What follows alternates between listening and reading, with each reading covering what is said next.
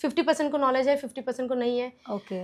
कुछ लोग ऐसे हैं जिनको पता है कि ये चीज़ करना चाहिए, लेकिन वो आलस में निकाल देते हैं कि नहीं अभी टाइम नहीं है, नहीं बोल सकते। लेकिन बॉडी के हमारे इंटरनल ऑर्गन्स की कंडीशन क्या है, हाँ, वो हमें ढूंढ के देता है। तो इससे ही हमें हमारी बॉडी के ऑर्गन्स के बारे में पता चल जाता है। तो हम ये जो सडनली वाले जो पैंडेमिक है ना, उससे हम बच सकते हैं। और उसके हिसाब से ही बॉडी रिएक्ट करती है कि कहाँ पे उसको टेंशन आ रहा है और कहाँ पे नहीं आ रहा है। ये 8 महीने लगे, लेकिन वो कम्प्लीटली हील हुआ उनका।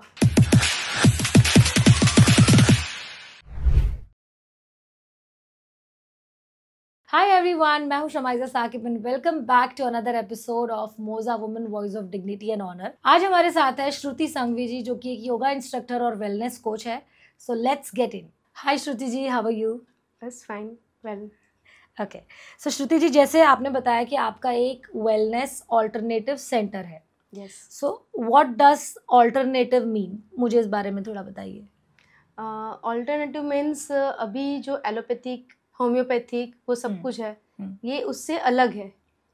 मतलब वो एलोपैथिक, होम्योपैथिक, आयुर्वेद जो भी है उनसे ये अलग है, तो इसका नाम इसीलिए रखा है ऑल्टरनेटिव। तो श्रुति जी, एट प्रेजेंट आपके सेंटर में कौन कौन सी सर्विसेज प्रोवाइड की जाती है? हमारे सेंटर में सारी के जो भी पेन्स हो रहे हैं, सब आज सब लोग को stiff neck, headache, back pain, knee pain, calf में पेन, एडियो में पेन, वो जो भी है वो सारी की चीज़ों का हीलिंग होता है। और वो पहले तो जाना जाता है वो क्यों हो रहा है। हाँ, राइट। तो ये सारी जो प्रॉब्लम्स अभी आजकल न्यू जनरेशन को भी आ रही है, I think may be because of more screen time, ज़्यादा स्क्रीन टाइम लेने की वजह से ये दर्द हो जाता है, बच्चों को आँखों में भी ज़्यादा इश्यूज हो जाते हैं। तो इस चीज़ का क्या सोल्यूशन कर सकते हैं? पहली बात तो कि अभी बहुत ज़्यादा हो चुका है, वो सबको पता है, क्योंकि पहले के ज़माने से अभी के दौर में गैजेट्स ज़्यादा बढ़ गए हैं। True, right. तो वो गैजेट्स की भी साइड इफ़ेक्ट्स होती है बॉडी को, क्योंकि हमारा बॉडी जो है वो सब चीज़ों को एक्सेप्ट नहीं करेगा। लेकिन सिचुएशन के हिसाब से हमें सारी चीज़ें एक्सेप्ट करनी है। राइट। तो उसके साथ साथ हमें कुछ एक्सरसाइज ऐसी होनी चाहिए जो हमारी बॉडी को डेली फिट रखे सके। राइट। तो आप जैसे आपने बताया कि आप योगा इंस्ट्रक्टर भी है। yes. तो योगा का हमारी लाइफ में क्या इम्पोर्टेंस है? अभी योगा का देखें ना, तो योगा सब लोग करवाते हैं। राइट। लेकिन योगा कैसे करना है वो किसी को नॉलेज है, 50% को नॉलेज है, 50% को नहीं है। ओके। कुछ लोग ऐसे हैं जिनको पता है कि ये चीज़ करना चाहिए, लेकिन वो आलस में निकाल देते हैं कि नहीं अभी टाइम नहीं है। लेकिन हम डेली के जो बेसिक योगा जो होता है उसको करने में सिर्फ 15 मिनट लगती है। अगर हमारी बॉडी को हम वो 15 मिनट की आदत ले देना, तो हमारी बॉडी फिट एंड फाइन रह सकती है। राइट। तो आपके इस जो सेंटर है उसमें योगा सेशंस भी चलते हैं साथ में? नहीं, उसमें योगा सेशन नहीं चलते हैं, वो मैं अलग से लेती हूँ योगा सेशन। और उसमें मेरा पावर होता है पहले ब्रीदिंग पे। ओके। अगर योगा तो सब लोग कर लेंगे, एक्सरसाइज भी सब लोग कर लेंगे, लेकिन उसमें ब्रीदिंग का पावर नहीं होगा, तो सारी एक्सरसाइज आपकी फेल है। ओके। सो श्रुति जी, मेरा अगला सवाल आपसे ये है कि what is an alternative Medicare system? Is it a new field और फेमस? नहीं, ये कोई नहीं है। ये पुरानी हमारी जो राजा महाराजा के टाइम पे हम देखते थे कि बहुत पुराने, वहाँ पे तो पहले वेद ही थे, कहाँ कोई डॉक्टर था। वो कुछ नीडल से या कुछ पंचर करते थे या कुछ भी ऐसा करते थे, तो उससे ही लोग हील हो जाते थे। और बहुत आसानी से लोग हील भी होते थे और अच्छा भी होता था। और इतनी सारी बीमारियां भी नहीं थी पहले, क्योंकि हमें पता है कि जो फूड है हमारा वो भी थोड़ा अभी इम्प्योर है, क्योंकि पूरा कंटेमिनेटेड है। हाँ। और अभी हम जो देखते हैं कि थोड़ी सी ही ज़मीन में बहुत सारा खाना बन रहा है, तो उसकी जो बेनिफिट्स में हमें मिलने चाहिए वो मिलते नहीं है, इसलिए बीमारियां भी बढ़ गई। और उसके साथ साथ हमारी एलोपैथिक सिस्टम भी बढ़ने लगी, और उसमें ही ये जो पद्धति है ना ऑल्टरनेटिव, वो कहीं ना कहीं दब गई। ओके। तो बस वही है कि जो हमने वहाँ से ढूंढ के वापस से निकाला है और उसको रीजनरेट करके उसको मार्केट में लाया हुआ है। ये कोई नई नहीं है, जो है बहुत पुराना, 5000 साल पहले बोल सकते हैं। न्यू जनरेशन को, द जेनजी जनरेशन को इसके बारे में पता नहीं है अभी, तो उसको ये नॉलेज पहुंचानी है कि इससे भी हम हील्स हो सकते हैं। राइट। और उसकी कोई साइड इफ़ेक्ट नहीं है। पहली बात तो ये है कि उसकी कोई साइड इफ़ेक्ट नहीं है। अगर आपकी बॉडी उसको एक्सेप्ट नहीं कर रही है तो उसकी साइड इफ़ेक्ट भी आपको नहीं देगी। राइट। तो वो एक जैसे फर्स्ट नॉर्मल पॉइंट है। मेडिसिन हम खाते हैं, जैसे मान लो कि बुखार हो गया और हमने दवाई खा ली, तो वो कहीं ना कहीं किडनीज पे अफेक्ट करती है इन लॉन्ग टर्म, ऐसा हाँ, बोला जाता है। हाँ। सो उसमें और इसमें यही डिफरेंस है कि वो हमें किडनी को हार्म करती है, हमारी किडनी को, और आपकी जो जो भी मेडिसिन थेरेपी है या जो भी आप देते हो वो that has no side effects. Yes, इसकी कोई साइड इफ़ेक्ट इसीलिए ही नहीं है क्योंकि वो हमें बॉडी को, हमारी चैनल्स जो होती है हमारी बॉडी की, उसको ही ढूंढ के उसको ऑक्सीजन सप्लाई थ्रू पास करता है बॉडी में, और उसके थ्रू हमारी बॉडी को हील करती है। ओके, तो आप जैसे बॉडी को एनालाइज करते हो कि बॉडी में कितनी प्रॉब्लम है या वॉट एवर इट इज़, तो उसको कैसे, किस तरह से करते हो? मेरे पास है ना, देखो ये एक जापान का पैटेंट हुआ हुआ डिवाइस है, टियान सेक्यूलाइफ। ओके। तो ये जो टियान सेक्यूलाइफ है एकदम पॉकेट फ्रेंडली है, आप देख सकते हो, कहीं पे भी हम ले जा सकते हैं, कहीं पे भी रख सकते हैं। इसके पास 2 वायर्स होते हैं, एक जो होता है वो प्लग के साथ अंदर अटैच होता है, और ये दूसरा जो होता है वो उससे हमारे हाथों में लगाया जाता है, एक ईसीजी पेज के साथ, और उसका एक नोब होता है, और वो नोब हमारे हाथों में घुमाया जाता है। हमारे हाथों में ही भगवान ने सारे पॉइंट्स दिए हुए हैं, लेकिन हमें पहचान नहीं है उसकी। राइट। पहले की ऐसे नाड़ी ढूंढते थे वे, ऐसे नाड़ी पकड़ के बोलते थे कि नहीं इसके पेट में इश्यू है, इसको ये इश्यू है। राइट। आज भी कई जगहों पे होता है। हाँ, तो उसमें भी अभी जो है ना, अभी जो चल रहा है उसमें बहुत एक्सपीरियंस की ज़रूरत होती है, कि अगर आपका एक्सपीरियंस बहुत बड़ा है तो ही आप इतना एग्जैक्टली कर सकते हो, क्योंकि इसमें एक्सपीरियंस होना बहुत ज़रूरी है। और ये चीज़ जो क्या है, वो अगर 12th पास बच्चा भी सीखना चाहे ना तो वो आराम से सीख सकता है। उसका एक कोर्स मैं करवा सकती हूँ, तो इसको कैसे चलाना है और इससे बॉडी कैसे रिपेयर होती है। और पहले तो बात कि यही बॉडी को, ऑर्गन्स को हमें दिखाता है कि वो कैसे चलता है। ओके। और वही हमारे बॉडी के स्ट्रक्चर, यानी कि ऑर्गन्स के अंदर जो प्रॉब्लम है उसको एनालाइज करता है। Yes, right. मतलब अगर आपको बार बार बुखार आ रहा है, समझो कि बार बार स्टमक में इश्यूज कुछ हो रहा है, या फिर बार बार हेडेक हो रहा है, तो उसकी जड़ कहाँ पे है, उसका रूट कहाँ पे है, वो पता चलेगा। तो वो पता चलेगा। अच्छा, ये बच्चों पे भी यूज़ कर सकते हैं? Yes. Okay.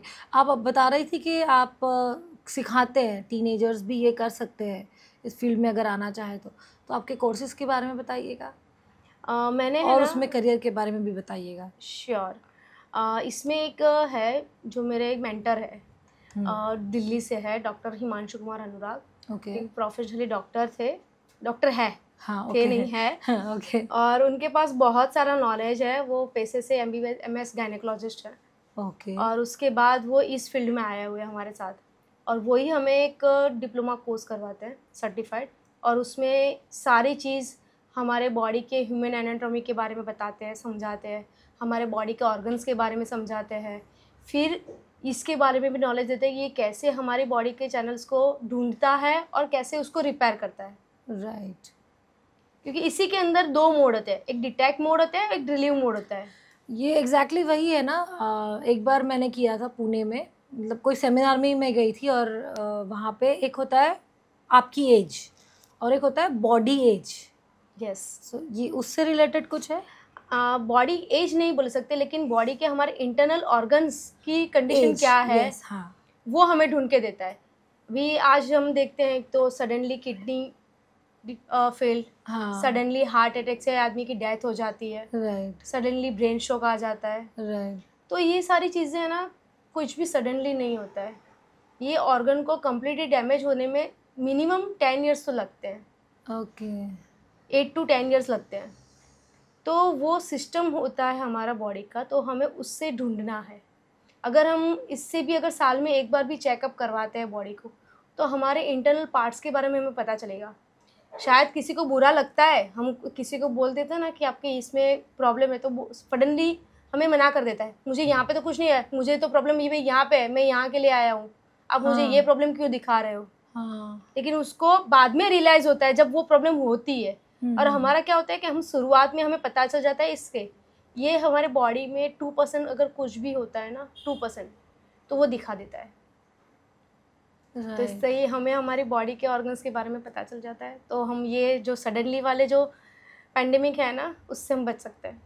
Very nice, very nice. This is for us, this is something new, but ये एक बहुत पुरानी टेक्निक है जो काफ़ी सालों से चली आ रही है. तो चलिए, वो मैग्नेटिक ब्रेसलेट्स और नेकलेस वगैरह पहनते हैं, तो वो कितने बेनिफिशियल होता है? वो आप कैसा पहन रहे हो उसके ऊपर डिपेंड है. आज Okay. मार्केट में बहुत सारे मैग्नेटिक ब्रेसलेट और नेकलेसेस अवेलेबल है. सब अपनी तरफ से अलग अलग बोल के बता देते हैं. लेकिन वो हमें देखना है कि वो मैग्नेट जो इसमें यूज़ किया हुआ है वो मैग्नेट क्या है, राइट. और वो कौन से मटेरियल के साथ यूज़ किया हुआ है. वो अगर आपको अच्छे से पता हो तो वो हमारी बॉडी के लिए इफ़ेक्टिव है. वरना तो जैसे हम ऑर्नामेंट्स पहनते हैं ना, वैसे ही एक ऑर्नामेंट्स ही हो गया. वो बॉडी को कुछ हेल्थ नहीं देने वाला है. तो ये दोनों सिचुएशन में अलग अलग है. मैग्नेट्स में भी टाइप्स और वेरिएशंस आते हैं. यस. मैग्नेट्स कितने टाइप्स के होते हैं? बहुत सारे. नॉर्मल हीलिंग में अगर देते तो वो तो नॉर्मली जो थेरापी में यूज़ होते हैं तो वो नॉर्मल ब्रेसलेट मैग्नेट होते हैं, उसमें नहीं. लेकिन अगर आप अपनी बॉडी को एनालाइज करने के लिए अगर कुछ पहनना चाहते हो मैग्नेटिक, तो उसमें अगर टिटेनियम हो या फिर अर्थ मैग्नेट जो होता है रियल, वो अगर इंक्लूडेड हो तो वो हमारी बॉडी को चैनल्स को ऑक्सीजन प्रोवाइड करेगा. राइट. तो वो आपकी बॉडी को हील करेगा. कहीं ना कहीं जहाँ पे आपकी बॉडी लीक कर रही है वहाँ पे उसको हील करेगा. लेकिन आपने कोई भी मैग्नेटिक पहन लिया या कुछ भी वेयर कर लिया तो वो आपकी बॉडी को साइड इफेक्ट भी नहीं देने वाला है और इफेक्ट भी नहीं देने वाला है. वो ये डिफरेंस है दोनों में. ओके. एक्यूप्रेशर और इलेक्ट्रोथेरेपी जो आप करते हैं, इसमें क्या डिफरेंस है? एक्यूप्रेशर तो हमें सब पता है, ये ऐसे हाथों में ऐसे दबाते हैं. बहुत सारे डिफरेंट पॉइंट्स होते हैं. हाँ. और तो उसको बैंडेज भी लगा देते हैं, कुछ भी लगा, दाने वाने लगा के बैंडेज कर दिया या फिर कुछ भी कर दिया. वो वर्क करता है? कई जगह पे वर्क करता है, कई जगह पे नहीं होता है. ओके. उसको मना भी नहीं कर सकते कि नहीं हो रहा है. वो पेशेंस सामने वाले में कितना है उस पर डिपेंड है. राइट. तो ये कपिंग थेरेपी वगैरह ये सब उसी से इंस्पायर्ड है? हाँ, उसी से इंस्पायर्ड है. तो वो वही चीज़ है. और जो मैं कर रही हूँ वो गिना जाता है इलेक्ट्रो एक्यूपंचर. मतलब एक्यूपंचर जो था वो हमारा पुरानी है नीडल वाली. आप एक्यूप्रेशर नहीं, एक्यूपंक्चर करते हैं. Electro acupuncture. Electro acupuncture. So this is something new. So इस टर्म को थोड़ा सा इलैबोरेट करके जानेंगे. एक्यूपंचर हमारी बहुत ही पुरानी पद्धति है जो नीडल से की जाती थी पहले. अभी भी सूरत में शायद 1-2 जगह पे ऐसी हो रही है नीडल से थेरेपी. लेकिन उसमें बहुत ही एक्यूरेंसी होनी ज़रूरी है, क्योंकि नीडल के जो सेंट होते हैं वो कितनी बॉडी में अंदर डालना है, कितना बाहर रखना है, वो बहुत ही एक्यूरेसी. अगर वो ज़्यादा दब गया तो उसमें ब्लड लॉस की हो सकता है कि ब्लड एकदम एक्सपीरियंस एंड प्रोफेशनल के पास ही कराना चाहिए. हाँ, वरना वो ब्लड निकलेगा तो फिर आपको बॉडी को हील नहीं करेगा, आप पेन ज़्यादा करेगा. ठीक है. और ये जो मेरा है इलेक्ट्रो एक्यूपंचर, तो उसमें पहले मैंने बोला कि एक्यूपंचर तो है लेकिन इसमें कोई ब्लड लॉस नहीं होगा. राइट. और हमारे पॉइंट्स बहुत सारे हाथों में पास में होते हैं, क्योंकि सबका हाथ अलग अलग होता है. छोटा हाथ होता है तो सबके पॉइंट्स बहुत ही नज़दीक रहेंगे, बड़ा हाथ होगा तो थोड़े पॉइंट्स थोड़े दूर रहेंगे. तो उसके हिसाब से वो हमें दिखाई देते हैं. तो वो बायोइलेक्ट्रिसिटी पास करते हैं बॉडी के अंदर, और उसके हिसाब से ही बॉडी रिएक्ट करती है कि कहाँ पे उसको टेंशन आ रहा है यार, कहाँ पे नहीं आ रहा है.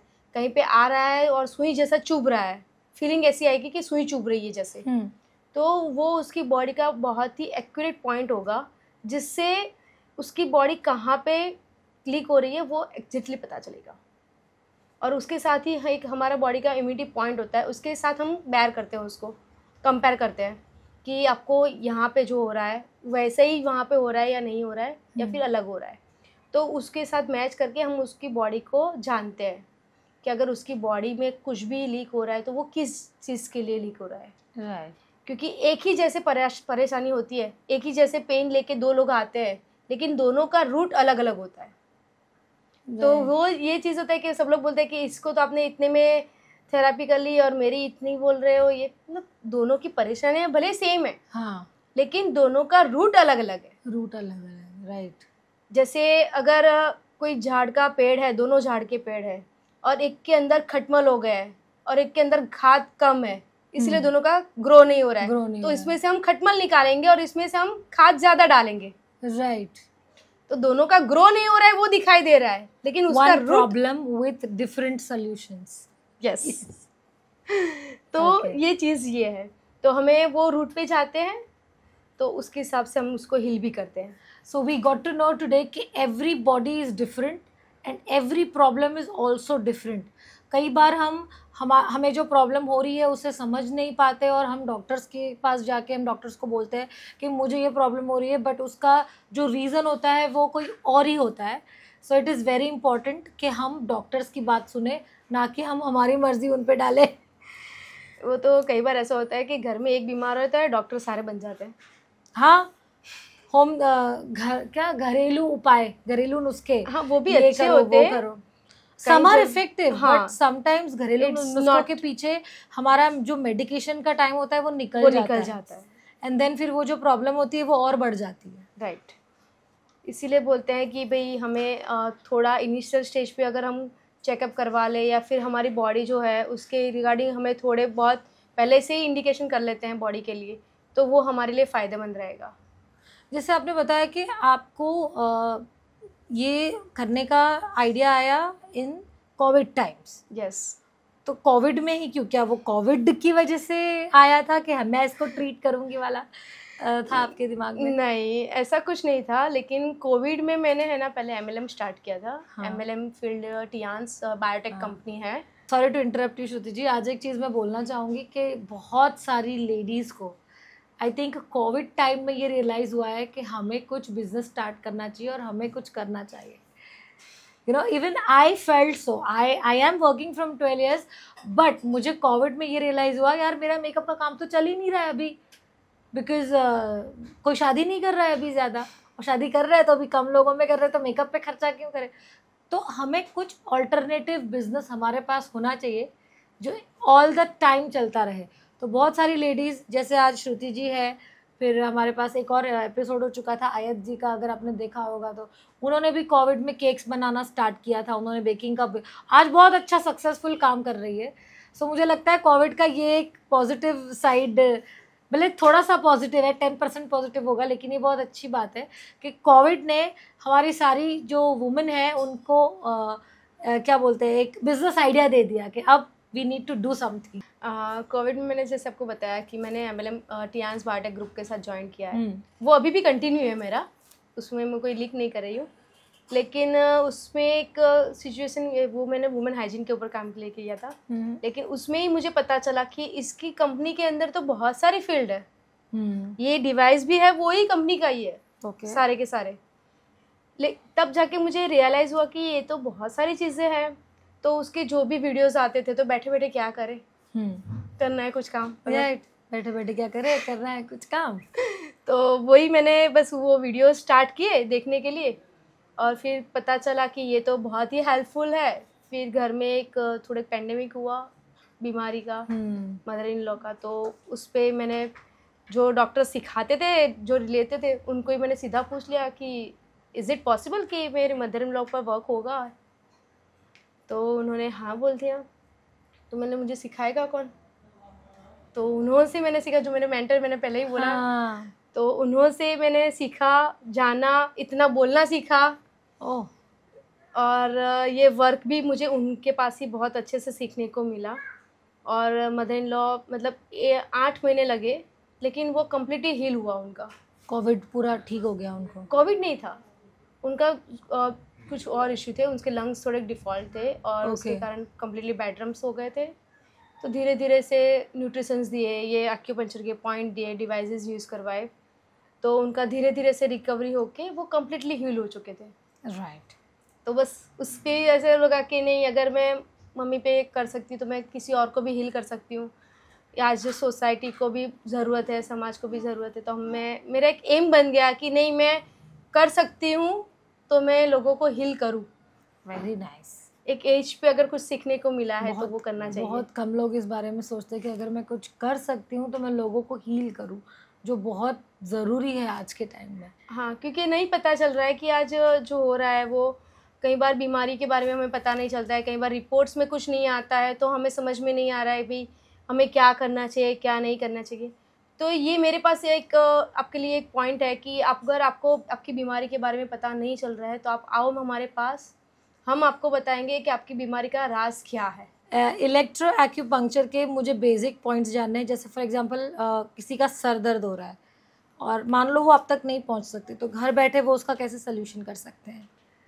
हेडेक का जो है वो हमें, अगर मेरे पास नहीं आ रहा है बंदा, तो उसको टेम्पररी के लिए अगर हम आइस क्यूब जो होता है ना, हाँ, वो आइस क्यूब हमें हमारी जो नाभि होती है ना, नाभि के ऊपर अगर रख देंगे तो वो थोड़ा हील करेगा हमें।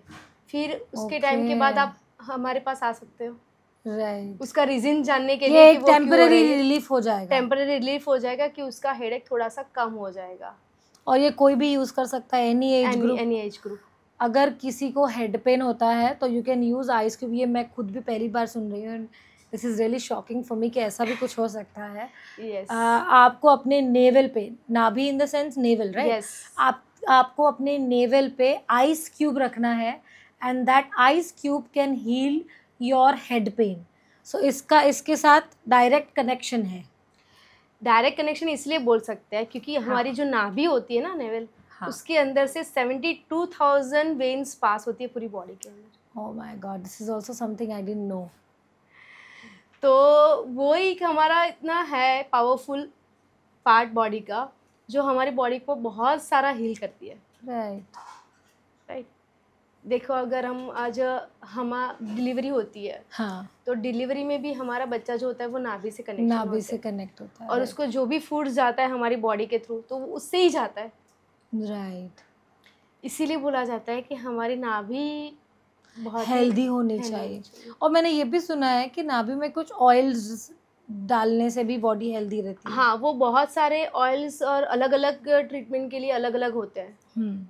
उसी के लिए हमें कौन से ऑयल्स डालने चाहिए? जैसे वैसे तो बेसिक ऑयल में चाहिए तो कोकोनट एक ऑयल है जो मेन कॉमन कहला जाता है कि वो बहुत ही बेस्ट है। उससे हमारी हील क्रैक होती है वो हील हो जाती है।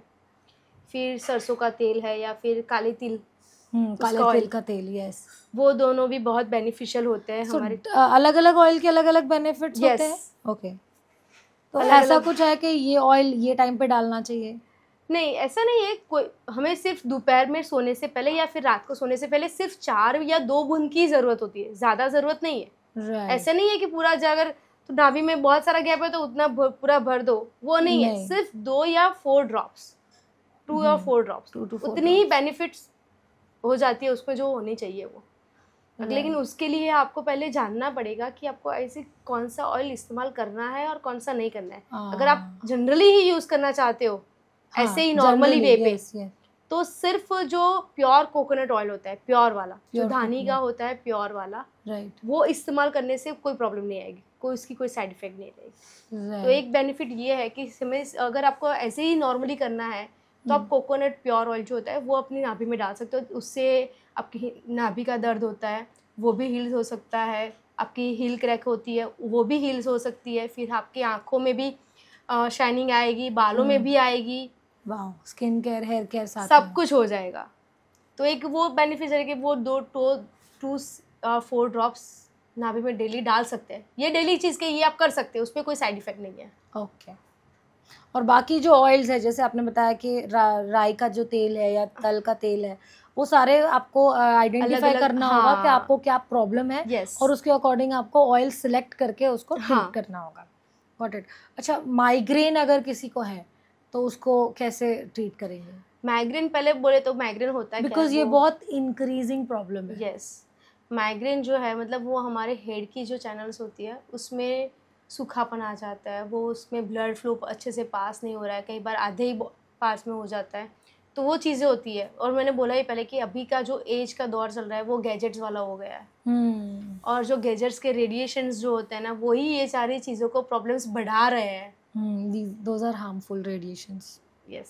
आपने अगर सुना होगा तो बहुत साल पहले मुंबई के एक आर्टिकल में आया था कि मोबाइल टावर की वजह से एयर में बहुत प्रॉब्लम आ रही थी। एयरप्लेन फ्लाई करने के में उसको दिक्कत आ रही थी वहाँ से, तो वो उन्होंने सारे मोबाइल के टावर वहाँ के नज़दीक से निकाल दिए। वो तो एक निर्जीव चीज़ है, उसके पास तो कोई जान नहीं, वो तो आदमी को ही चलाना है, फिर भी उसमें डिफ़ॉल्ट है।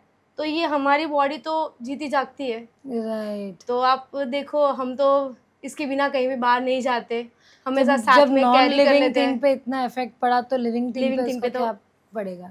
तो उसके लिए हमें कुछ ऐसा देखना चाहिए जो हमारी बॉडी में हार्मफुल ना हो और उसके रेडिएशन को तोड़ सके। तो इसीलिए मैंने ये बायोटेक ग्रुप के साथ जोड़ी, ताकि मुझे बहुत सारी इतनी अच्छी अच्छी चीज़ें मिली जो माइग्रेन, वर्टिगो, वेरिकोज वेन, जिसकी कोई दवाई नहीं है ज़्यादातर, कि अगर दवाइयाँ करें तो थोड़े टाइम में हील हो जाता है फिर वापस से शुरू हो जाता है। तो ऐसी क्या चीज़ हम एक्सेप्ट करें बॉडी को तो वो हील कर सके। तो इसके लिए ये डिवाइस जो मैंने लिया था। अच्छा, हाँ, ये दूसरा कुछ डिवाइस है? हाँ, ये एक डिवाइस है, ये इसको बोलते हैं multifunction head care apparatus. Okay. और आई थिंक ये वाला पार्ट है जो वर्क करता है। हाँ, नहीं, ये वाला पार्ट तो वर्क करेगा, लेकिन इसके अंदर भी अलग अलग लाइट रेज होती है। ओके। तो इसके हम अगर इसको स्टार्ट करते हैं तो ये स्टार्ट होने के बाद ये स्टार्ट हो गया। ओके, ठीक है। फिर ये जो चैनल है ना, put it on my body, no worries। Channel है ना, उसके ऊपर पूरा होल्ड ऑन करना है, फिर इसको यूज़ करना है। ओके। और इसका हमारा जो पुराना वर्जन आता था उसमें सिर्फ स्टार्ट और ऑफ का मोड था। अभी ये जो न्यू वर्जन आया हुआ है ना, तो इसमें बहुत सारे फंक्शंस हैं। तो ये हमारी बॉडी को बहुत अच्छे से हील करता है। ये अगर स्टार्ट हो गया तो ये सिर्फ हीट देता है, ये नॉर्मल हीट दे रहा है और कुछ नहीं दे रहा है। मतलब आई कांट फील एनीथिंग। हाँ, बट ये एग्जैक्टली कर क्या रहा है मेरी बॉडी? ये यहाँ के आसपास के जो भी रेडिएशन है वो उसको ब्रेक डाउन करेगा। ओके। फिर इसके अंदर बहुत सारे चैनल्स हैं, अगर हम देखना चाहेंगे तो ये है नॉर्मली हीट। फिर अगर किसी को सूजन है लेकिन वहाँ पे बहुत सारे घाव भी है तो उसमें हीटिंग वाला अगर करेंगे तो उसको दर्द ज़्यादा करेगा। दर्द होगा। तो इस पे ये कोल्ड लाइट आती है, इसमें ब्लू, ताकि वो हील भी होगा और उसमें परेशानी भी नहीं होगी। राइट। फिर जैसे हमने बोला कि वो नॉर्मली हीट के साथ ये थोड़ा ज़्यादा हीट होगा। फिर इसकी चैनल बड़ी है तो इसमें और ज़्यादा हीट हो गई। फिर उसके बाद है जो ये वाइब्रेशन मोड है। ये ऐसे नहीं है क्योंकि इसका सेंसर से यूज़ होता है। अगर इसके साथ कुछ सेंसर यूज़ होता है तो ये यूज़ होगा। जैसे आप अभी टच करो तो ये जो है ये वाइब्रेशन के साथ आएगा। और ये वाइब्रेशन के साथ अगर इस्तेमाल करते हैं तो इसके जो रेज है वो कोई भी हार्मफुल नहीं है। राइट। तो ये अगर घुमाने से हमारे सिर का माइग्रेन, वर्टिगो जैसी बीमारी, वेरिकोज बीमारी, वो सारी हील हो जाती है विदिन 2 या 3 मंथ्स। और फिर दिन में एक बार इस्तेमाल करने से वो वापस रिपीट नहीं आएगी। जैसे हमारा जो मोबाइल फ़ोन है वो अगर यहाँ से हम गिर गए तो हम वापस ले लेंगे। हाँ, कितना भी महंगा आ गया। और वो कौन इस्तेमाल करेगा? सिर्फ पर्सनल। और ये जो चीज़ है वो घर के हर कोई बंदे यूज़ करेंगे। अच्छा। इसकी दाम भी इतनी ही है, 15,000। हाँ, 15,000 इज वर्थ इट अगर सब मेंबर्स यूज़ कर सकते हैं और इससे फ़ायदा होता है। और इससे मेरे पास बहुत सारे ऐसे रिजल्ट है, टेस्टिमोनीज है मेरे पास, जिनको वेरिकोज वेन्स, माइग्रेन, वर्टिगो जैसी बीमारी इससे मैंने हील किया है। और इससे बीपी का भी चैनल्स मैंने ठीक किया हुआ है कि इंस्टेंट बीपी अगर हाई हुआ है तो लो हो सकता है, लो हुआ है तो नॉर्मल हो सकता है। ये सारी चीज़ें मैंने इससे हील की हुई है। ये मैंने बताया आपको कि ये जो है ये वाइब्रेशन सेंसर के साथ यूज़ होता है। देखो, ये अगर मैंने ऐसे यूज़ नहीं किया तो ये बंद है, ठीक है। अगर फिर मैं इसको सेंसर के साथ यूज़ करूँ तो ये वाइब्रेशन के साथ भी होगा और इसमें लाइट भी होगी। और इसको ऐसे पकड़ते हैं तो वो हिल भी करेगा बॉडी को, मतलब जहाँ पे भी सूजन है वो सूजन को कम कर देगा और आपको हील भी करेगा। फिर इसमें एक अंदर एक और मोड भी है जो मैंने ये वाला लास्ट वाला मोड लिया, राइट। तो इसमें वाइब्रेशन नहीं आएगा, लेकिन इसमें है ना चींटी जैसे काटते हैं ना, वैसे एंड बाइट। मतलब अगर हम कहीं पे भी जैसे पानी की गांठ जैसे हो रहा है और सूजन हो रही है, दर्द हो रहा है इतना कि आप मूवमेंट नहीं हो रहा है, तो उसके ऊपर ऐसे लगा के रखोगे ना तो वो दाने करके बाहर आ जाएगा। तो मुझे तो लगता है कि I think this is instant solution to all the problems. Yes. जैसे हम दवाई खाते हैं तो पहले डॉक्टर के पास जाओ, फिर दवाई खाओ, फिर वो हील होते हैं तो टाइम लगता है। बट आई थिंक ये इंस्टेंट हील, ये 15 मिनट में आपका हेडेक है जो है वो बहुत ही बढ़िया गैजेट है। Also the best part is without medicine. Yes. जैसे मेरे जैसे लोगों के लिए तो ये कम्प्लीटली मुझे लगता है ये थेरेपी या चीज़ें बनी है, क्योंकि मुझे मेडिसिन खाना नहीं पसंद है। इवन प्रेगनेंसी में भी लोग फॉलिक एसिड खाते हैं 3-3 महीने तक, उसके बाद भी आयरन की पता नहीं कौन कौन सी टैबलेट्स खाते हैं, डॉक्टर्स देते हैं। मैं कुछ भी नहीं खाती हूँ, डॉक्टर्स देते हैं, घर में दवाइयाँ आती है और वो ऐसे ही पड़ी रहती है और फिर वो एक्सपायर हो जाती है, फिर उसको फेंक दो। नहीं, कई बार वो भी बेनिफिशियल होती है बॉडी के लिए, ऐसा नहीं है कि नहीं हो सकती। पीपल लाइक मी पसंद ही नहीं है दवाई खाना। मुझे ऐसा लगता है कि अगर मैंने दवाई खाई तो वो मेरे गले में यहाँ अटक जाती है, मैं कितना भी पानी पीऊँ वो मुझे यहाँ पे कुछ चुभता रहता है. सो वो पता नहीं, दैट इज, वो मेंटली भी हो सकता है कि ये सिर्फ मेरे दिमाग में ऐसा है, या इट इज़ वो सिर्फ मेरा वहम भी हो सकता है. बट मुझे दवाई खाना आज भी नहीं पसंद है. मैं आज भी दवाई नहीं खाती हूँ. कुछ भी होता है मैं बोलती हूँ वो ठीक हो जाएगा, ऑटोमेटिक ठीक होगा, बट दवाई नहीं खाऊंगी मैं. सो ये चीज़ें आई थिंक ये मेरे लिए बनी है. राइट, ऐसा बोल क्या सकते मेरे हो आप जैसे अपने लोगों लिए के कि आप लिए? ये चीज़ हाँ. आपके लिए ही बनी है. हाँ. लेकिन इसमें ये 5 मोड अलग अलग है, तो हाँ. उसके हिसाब से ये बहुत सारे अच्छे से हील करता है. मेरे यहाँ ही अभी एक क्लाइंट आ रही है, अपने बच्चे को लेकर आई थी, तो उसके हाथों में ऐसे ही पानी जैसा हो. उसने मुझे बताया कि मेरा यहाँ पे पहले मैंने सर्जरी किया हुई है और ऐसे ही दर्द मुझे यहाँ पे हो रहा है, उसमें पानी की गांठ हो गई थी और मुझे वैसे ही फीलिंग हो रहा है कि मुझे ऐसे ही कुछ हो रहा है. मैंने बोला तो अपने बेटे के लिए तो थेरेपी करवाने आ रही है, तो ये चीज़ कांटे वाली जो है ना वो अपने यहाँ पे रख, 2 दिन रख के देख. फिर उसने मुझे बताया कि ये दाने दाने क्यों फूटे हैं. मैंने बोला कि जो पानी की गांठ होती है ना उसके बुलबुले बन के वो ऊपर आ गए, ये थोड़े दिन में निकल जाएंगे. लेकिन वो ठीक हो गया उसको 2 दिन में. वो बोली कि नहीं मुझे सर्जरी की अभी ज़रूरत नहीं पड़ेगी, मेरा ठीक हो गया, मेरा मूवमेंट कर रहा है हाथ. वाह. तो वो बहुत ही अच्छे से हील कर पाई अपना, और मुझे भी ऐसा लगा कि नहीं चलो किसी के काम तो आया. राइट. और मेरे यहाँ सेंटर पे हर कोई बंदा आता है, ऐसा नहीं है छोटा बड़ा, हर कोई आता है. सबके लिए ऐसे नहीं है कि ये अगर पैसा नहीं दे पा रहा है, उसको बहुत टाइम लग रहा है तो उसको हील नहीं करना है. उसको भी सेम ट्रीटमेंट देनी है और अच्छे से देनी है, पूरा देना है. See, there are so many exercises in the world right now to become healthy, such as yoga, Pilates, gymming, etc. And a lot of people are following that also. So, however, they are still falling sick. फिर भी अगर लोग जो regular gym जा रहे हैं उनको भी तो बीमारियां हो ही रही है. So, what is the reason behind that? ये आपकी बहुत सही है. क्या जिम जाने वाले लोगों को भी हार्ट अटैक हो जाते हैं. राइट. और काफ़ी यंग एज में भी हो रहे हैं हार्ट अटैक्स. काफ़ी यंग एज. अभी जो दौर चल रहा है कि जिम के 30 to 40 ईयर्स के बीच में लोगों को, जो जिम वाले होते हैं डेली जिम वर्कर, उसको हार्ट अटैक हो जाता है. उसमें एक रीज़न ये है कि उनको पता होता है कि कई बार कि ये मैं बहुत ज़्यादा एक्सरसाइज कर रहा हूँ, लेकिन वो करते हैं. तो हमारी बॉडी को जितनी ज़रूरत है वो ज़रूरत के हिसाब से हमें वर्कआउट करना चाहिए. True. ना ही कि बस इतना मैं कर सकता हूँ तो मैं क्यों ना करूँ. और दूसरी बात, जो एक्सरसाइज हम अगर कर रहे हैं अभी, तो उसमें ब्रीदिंग का पावर होना बहुत ज़रूरी है.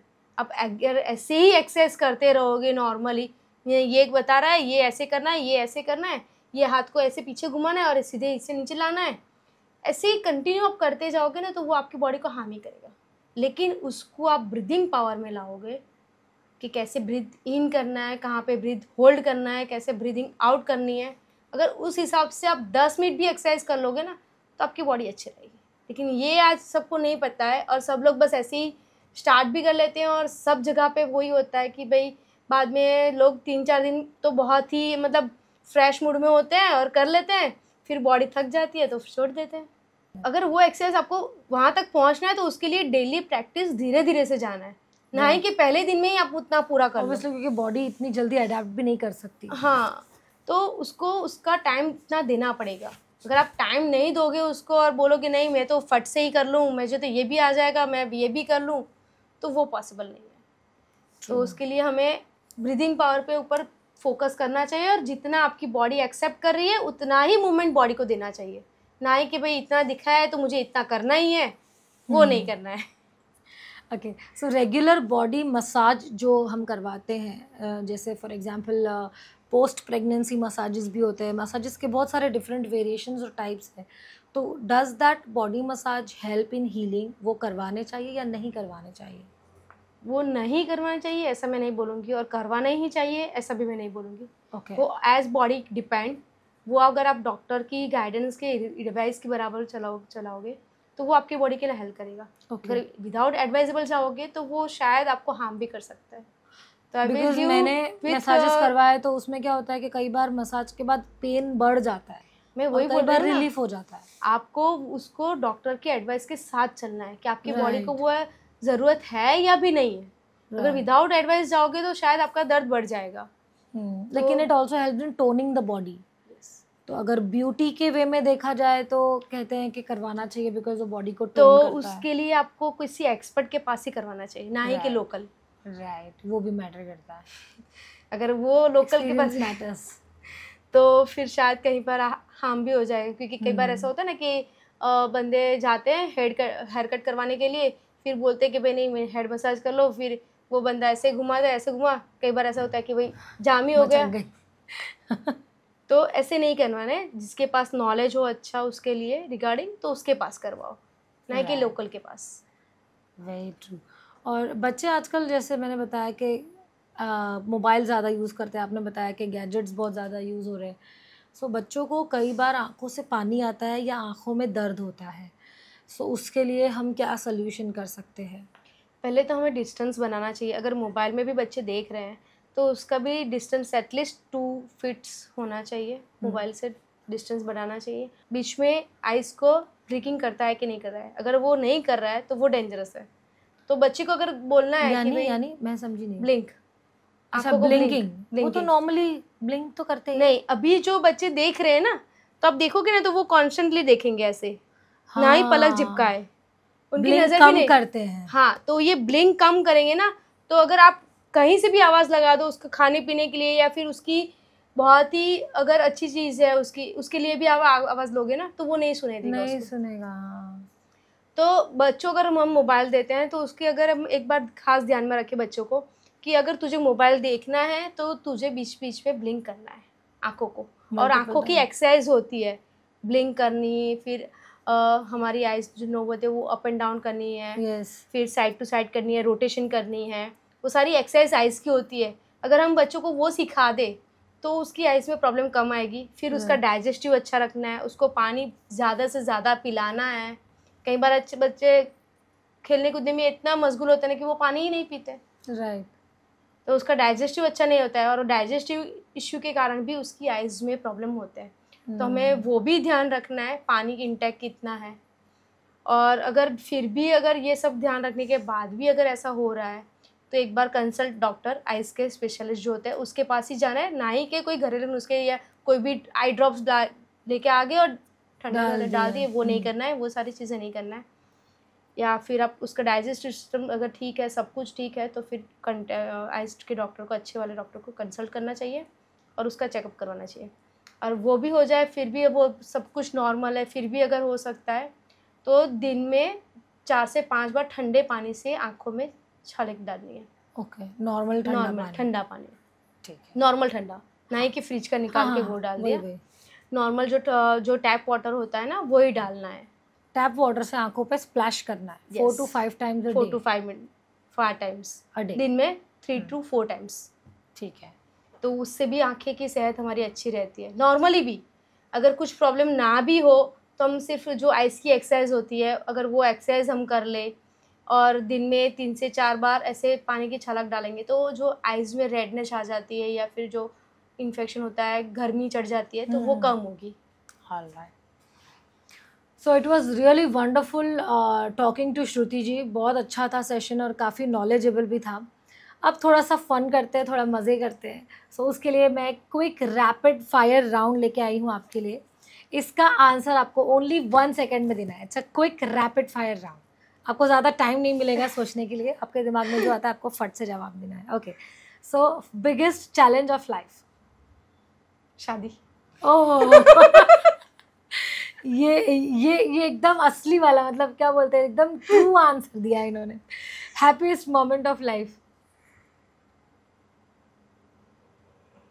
मेरे लिए तो मेरे बेटे का जन्म था, वो मेरा हैप्पी मोमेंट ऑफ लाइफ था। For every mother first child जो होता है ना, वो it's very momentable, because first child give you that title of mom. Yes, हाँ, दैट्स व्हाई। सैडेस्ट मोमेंट अभी तक कोई आया हो? बीमारी। True. Favourite food? Favourite food मेरा South Indian. You are South Indian? No. Still you like eating South Indian? Yes. Food, like me. Okay. मुझे भी साउथ इंडियन पसंद है, बट मुझे डोसा नहीं पसंद, उत्तपा पसंद। उसमें भी आई हैव वेरिएशंस। चलो, favourite places to visit? Kashmir. Okay, Kashmir गए हो या अभी? नहीं जाके आए। Okay, very nice. टी और कॉफ़ी? कॉफ़ी। शॉपिंग और sleeping? Shopping. Apart from money, what's more important for you? Inner happiness. Mental peace. Mountain or beach? Beach. Wow. You get a chance to go on a date with a celebrity. Who would it be? Kajol. Female celebrity. Wow. Normally कोई female male celebrity के बारे में बोलते हैं, but या Kajol is your I guess क्या बोलते हैं उसको, गर्ल क्रश? नहीं, मुझे बस पहले से उनकी जो वर्जिंग थे, जो फिल्म में कुछ उनका जो था, जैसे हम कुछ कुछ होता है मैं कर देखे तो फ्लुएंटली बोलना उसका, वो काजल का कॉन्फिडेंस पसंद है आपको? वो कॉन्फिडेंस मुझे बहुत अच्छा लगता है. Okay, next 5 years from now, where do you want to see yourself? बहुत सारे लोगों को हील किया है और ब्लेसिंग से भरपूर है मेरे पास, राइट, और more happiness in my life. आज से 5 साल बाद. तो अगर आप वेलनेस कोच नहीं होते आज, तो फिर क्या होते? Simple housewife. House maker. Yes. तो चलिए Shruti ji, it was nice talking to you. Hope आपको भी बहुत मज़ा आया होगा मुझसे बात करके. Yes. अगर आपको कोई सवाल पूछना है तो now at the end of the podcast you get a chance to ask me any question whichever you want to ask. पहले तो आपने मुझे जहाँ से भी ढूंढा उसके लिए thank you so much. Welcome. और ऐसे ही आप वुमेन्स को आप आगे बढ़ाते जाओ. Thank you. और उसके साथ सब आगे बढ़े, क्योंकि एक वुमेन्स ही है जो वुमेन्स को आगे भी ले जाती है और पीछे भी धकेल देती है. वो वुमन टू वुमन डिपेंड करता है. हाँ, तो बस ऐसा ही हो कि आप हमेशा हर वुमेन्स का आगे ही बढ़ाए, कभी भी पीछे ना जाए.